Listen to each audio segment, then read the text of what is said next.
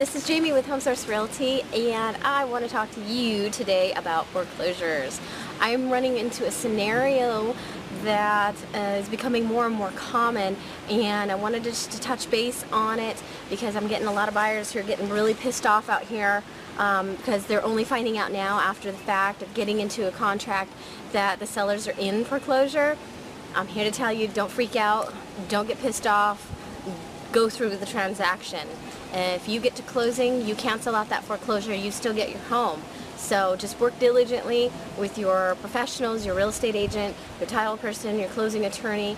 Get through the process. Don't freak out too much. Keep in mind that foreclosures these days are taking up to 2 years to be completed. Yes, 2 years. So that's why it's totally fine that your seller thought, hey, I've got all this time, I'm going to throw my home on the market, I'm going to find a buyer, hopefully that's you, and within 45 days, get to closing, that mortgage is going to get paid off, you're going to get a great home, and everything's going to be totally fine. So I know there's a lot of emotions going on.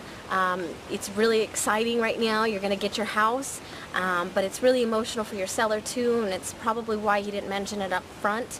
But he really wasn't required to in that disclosure, but especially if he evaluated the sales price when you first presented your contract to him and he realized that it was more than enough to cover it, and he knew what was happening with his transaction and knew that you guys could close before that foreclosure action was actually completed. So he's totally, probably, most likely fine, and you are too.